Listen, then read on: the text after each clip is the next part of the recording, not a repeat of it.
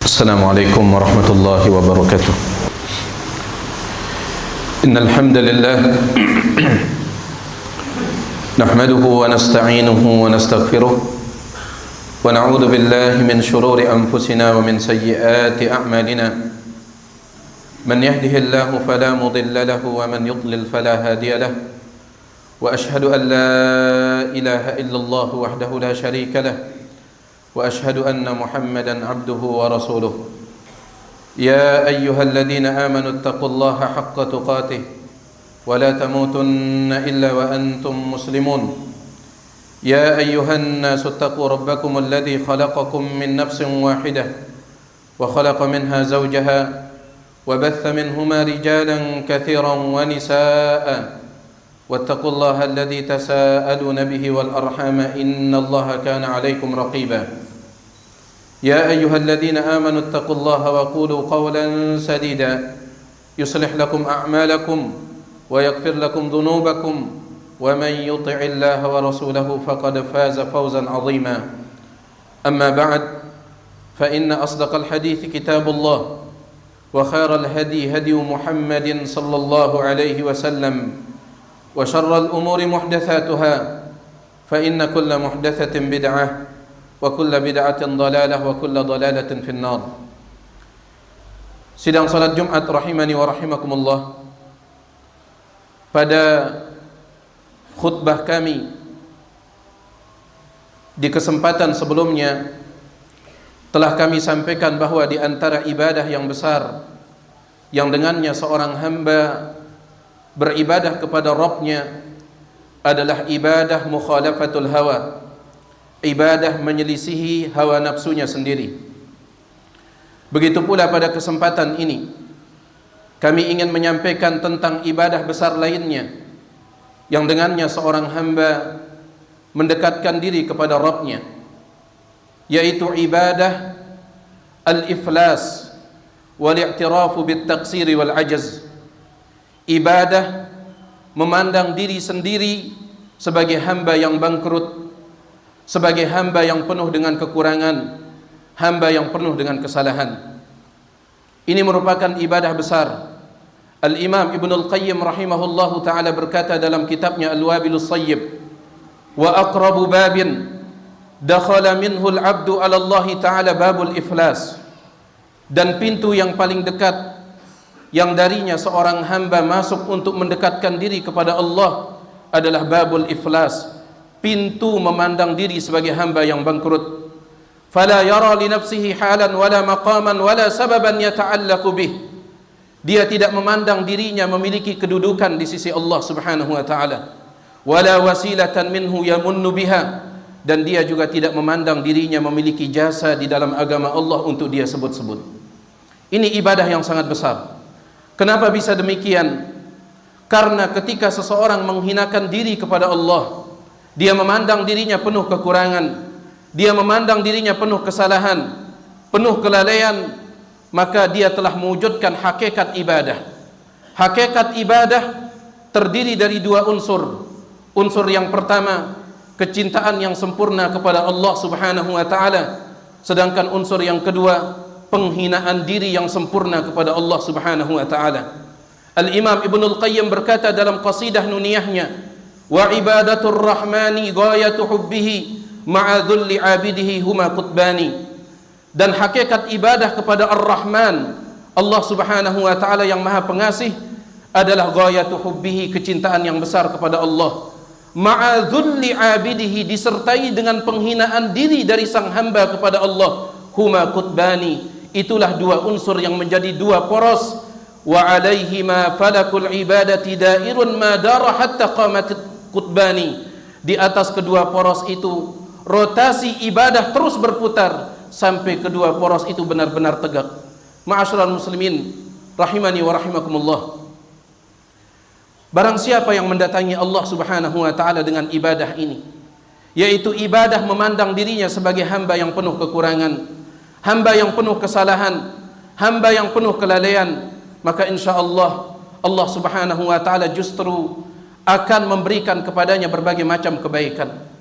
Ketika seorang hamba dia berusaha mewujudkan hak-hak Allah Subhanahu wa taala, dia sudah berusaha, tetapi justru dia memandang dirinya belum mampu menunaikan hak Allah, maka justru pada saat itu Allah menganggapnya telah menunaikan haknya. Sebagaimana diriwayatkan oleh Al-Imam Ibnu Abi Dunya dalam kitabnya Asy-Syukr, bahwasanya Nabi Musa alaihi salam ketika dia berada di atas bukit Tursina, dia berbicara kepada Allah Subhanahu wa taala.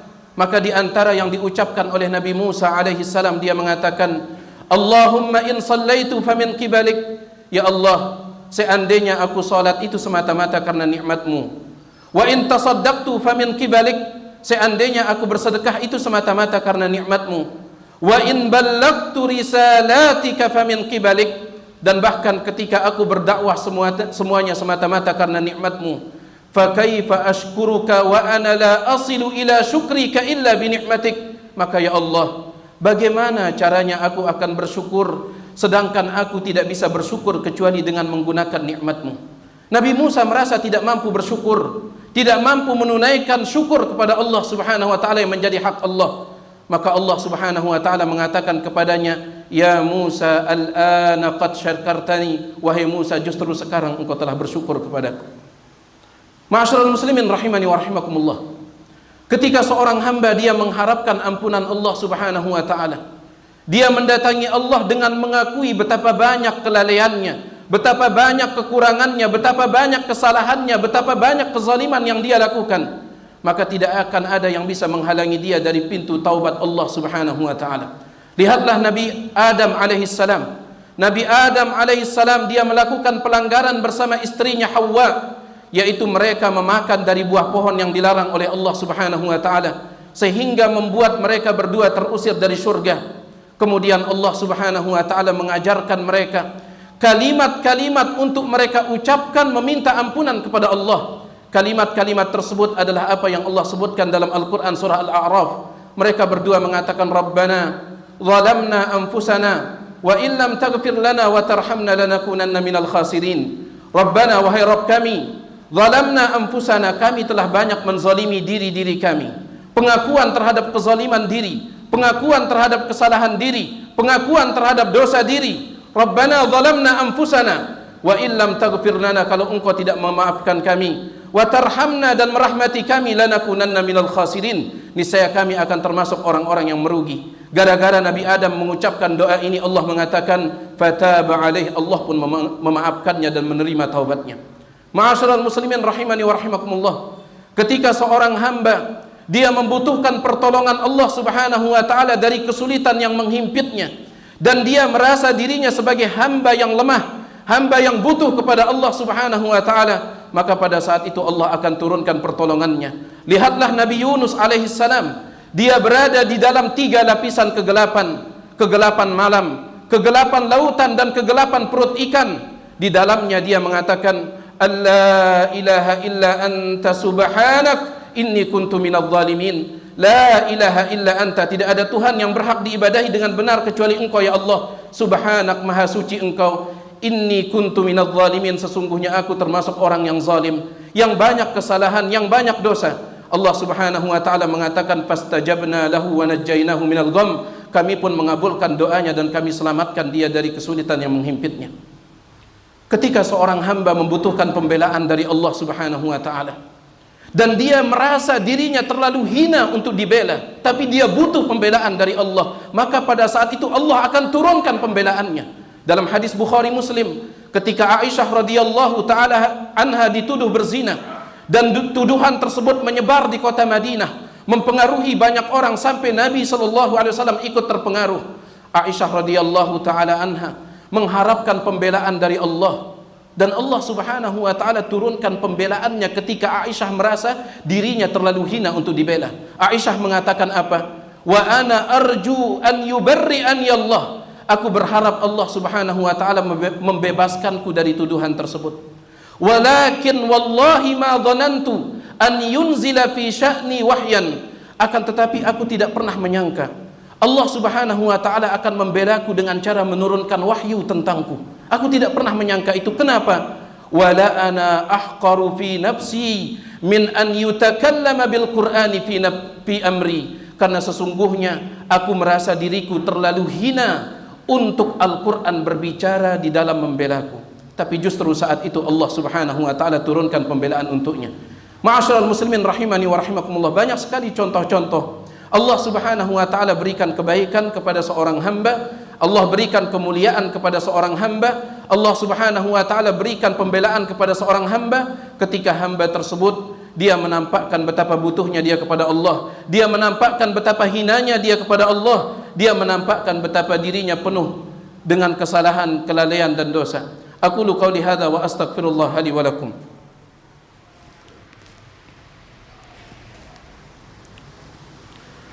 Alhamdulillahi rabbil alamin, wa bihi nasta'inu ala umurid dunya waddin, wa nusalli wa nusallimu ala man ba'athahu Allahu rahmatan lil alamin, nabiyyina Muhammadin wa ala alihi wa sahbihi ajma'in, amma ba'd. Ma'asyiral muslimin rahimani wa rahimakumullah. Al-Imam Ibnu Al-Jauzi rahimahullahu ta'ala di dalam kitabnya Sifatus Safwah, kemudian diikuti oleh Al-Imam Ibnu Rajab Al-Hambali rahimahullah di dalam tafsirnya, mereka menyebutkan sebuah hikayat, sebuah cerita yang pernah terjadi di negeri Mesir, yaitu tentang seorang pemuda usiba bi'aqlihi. Pemuda tersebut ada gangguan di akalnya, dan pemuda tersebut selalu berjalan di jalan-jalan yang ada di negeri Mesir sambil dia mengatakan, ahin aina qalbi man wajada qalbi. Dia mengatakan, aduhai, di manakah hatiku? Siapa di antara kalian wahai penduduk Mesir yang telah menemukan hatiku? Dia selalu berjalan sambil mengucapkan kalimat itu. Suatu ketika pemuda tersebut berjalan di sebuah gang yang ada di negeri Mesir. Kemudian dia pun berhenti di gang tersebut karena dia mendengar suara anak kecil yang menangis, tadribuhu ummuh. Anak itu dipukul oleh ibunya. Ibunya memarahinya. Bahkan ibunya menyeret anaknya itu, kemudian membawanya keluar dari rumah. Setelah anak itu dikeluarkan dari rumah, fa'aglaqad dunahul bab, ibunya langsung membanting pintu, menutup pintu supaya anaknya tidak bisa masuk ke dalam rumah. Anak itu melihat ke kanan dan ke kiri untuk melihat kemana dia akan pergi setelah diusir oleh ibunya. Anak masih kecil. Ketika anak tersebut melihat tidak ada tempat yang dia bisa tuju, maka anak itu kembali mendekati pintu yang baru saja ditutup oleh ibunya. Sambil anak itu terus menangis dan mengatakan, ya ummah, man yaftahu liyal baba idza aglaqti anni babak. Wahai ibu, siapa yang akan membukakan aku pintu kalau seandainya engkau sendiri menutup pintu untukku? Ya ummah, wahai ibu, man yudnini min nafsihi idza tarattini min nafsik. Wahai ibu, siapa yang akan mendekatkanku kepada dirinya, yang akan memelukku kalau engkau sendiri ibuku mengusirku? Ya ummah, manil ladzi yarhamuni idza ghadibti alayya. Wahai ibu, siapa yang akan kasihan kepadaku kalau seandainya engkau sendiri murka kepadaku?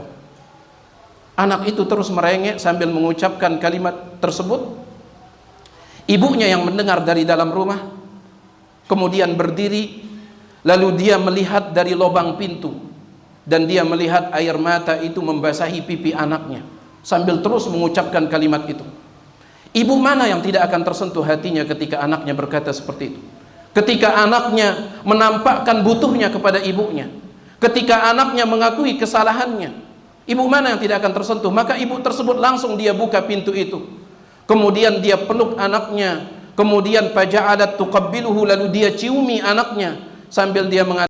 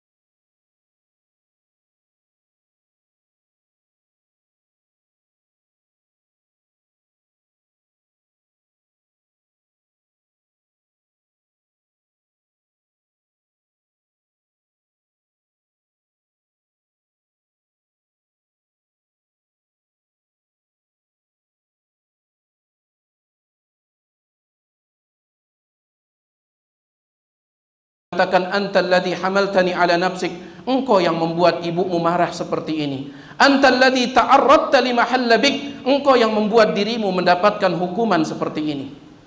Pemuda itu ketika melihat kejadian tersebut dia mengatakan qad wajadtu qalbi, aku telah mendapati hatiku, aku telah mendapati hatiku. Al-Imam Ibnu Rajab dalam tafsirnya ketika membawakan kisah ini beliau mengatakan, aduhai, seandainya seorang hamba seperti itu kepada Allah Subhanahu wa taala. Dia merengek kepada Allah Subhanahu wa taala. Dia mengakui akan butuhnya. Dia mengakui akan butuhnya kepada Allah. Dia mengakui kesalahan.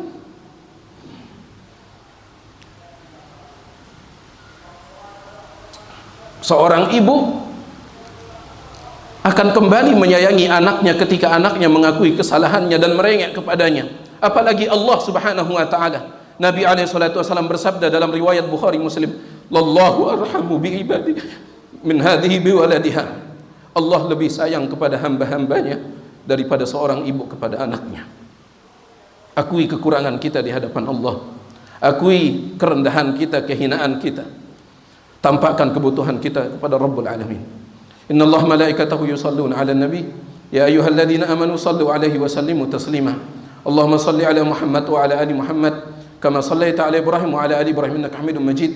Wa barik 'ala Muhammad wa 'ala ali Muhammad kama barakta 'ala Ibrahim wa 'ala ali Ibrahim innaka Hamidum Majid. Allahumma ighfir lil muslimina wal muslimat wal mu'minina wal mu'minat al ahya'i minhum wal amwat innaka sami'un qaribun mujibud da'wat. Allahumma rahmataka narju fala takilna ila anfusina tarfata 'ain. Allahumma rahmataka narju fala takilna ila anfusina tarfata 'ain. Allahumma rahmataka narju fala takilna ila anfusina tarfata 'ain.